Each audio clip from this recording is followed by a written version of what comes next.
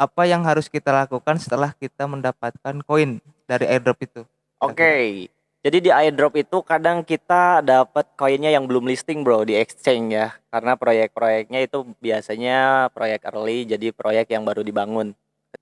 Halo everyone, welcome to Loker Crypto Podcast ya.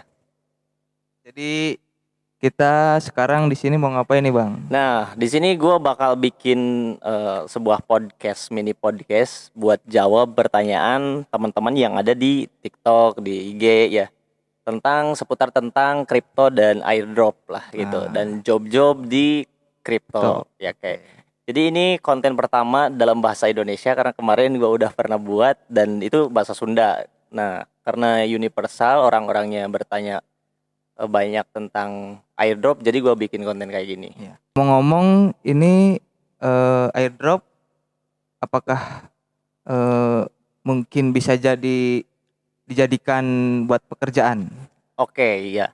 Sekarang gue bahas tentang airdrop dan job di kripto. Itu sesuatu hal yang berbeda. Nah, airdrop sendiri menurut gue itu bukan sebuah pekerjaan. Karena airdrop itu kan sesuatu hal yang nggak pasti bro. Kadang kita garap yang scam, kadang Iya, iya. kita garap yang landing gitu. Jadi airdrop itu sesuatu hal yang nggak pasti. Jadi nggak bisa dijadikan pekerjaan pokok. Karena kalau hidup itu kan harus hari ini makan gitu, terus harus nanti di masa depan kita juga harus beli sesuatu kebutuhan dan itu memerlukan uang yang pasti. Nah, airdrop itu mungkin menghasilkan, tapi sesuatu hal yang tidak pasti dan tidak bisa dijadikan pengganti pekerjaan konvensional bro kayak Oke. gitu. Nah, airdrop itu apa sih? Oke, banyak banget nih pertanyaan tentang apa itu airdrop, Bang. Ajarin gue dari awal banget tentang airdrop, Bang. Apa sih yang harus dipersiapkan tentang airdrop ya? Ya. Pertanyaan yang umum banget dan banyak banget ditanyakan di TikTok kayak gitu. Nah, airdrop itu kayak challenge, bro. Suatu proyek di kripto yang mengalokasikan sedikit dari total supply tokennya untuk dibagikan ke komunitas.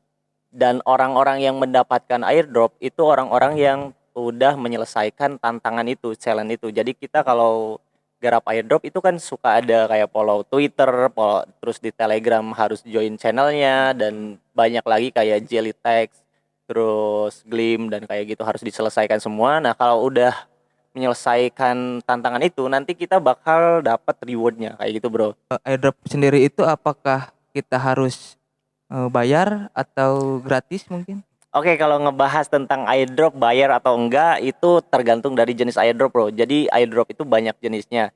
Ada yang cuma paste address, ada yang harus retro, terus testnet, terus garap nodes.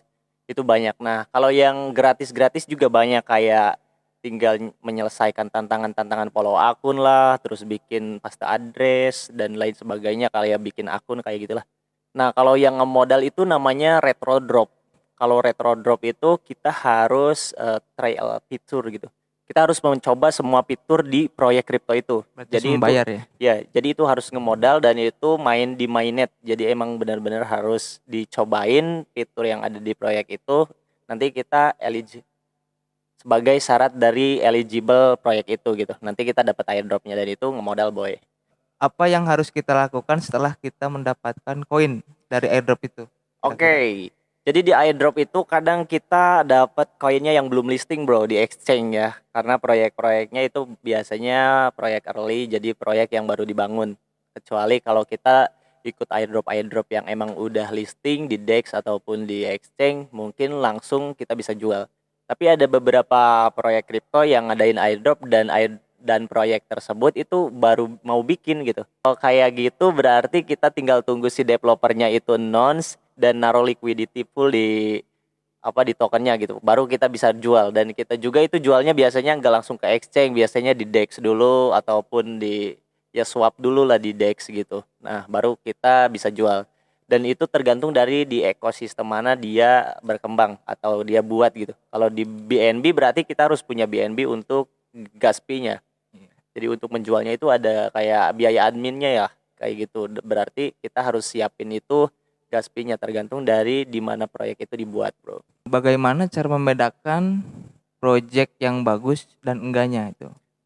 Oke, Kalau di garapan airdrop menurut gue itu jangan pilih-pilih lah. Kalau misalkan pemula banget gitu, terus garap airdrop ya berarti kita belum bisa membedakan antara yang scam dan enggak. Tapi yang bisa jadi patokannya itu, jadi kita bisa lihat investornya itu siapa. Biasanya kalau investornya kayak Binance Lab, terus Asep Pentur, Coinbase Pentur, nah itu bisa menjadi patokan untuk kita membedakan airdrop itu bagus atau enggak. Karena nggak mungkin bro kalau misalkan mereka itu investasi sembarangan ke proyek, pasti mereka udah riset terlebih dahulu dan itu lebih apa ya, lebih detail risetnya daripada kita gitu selaku pemain gitu.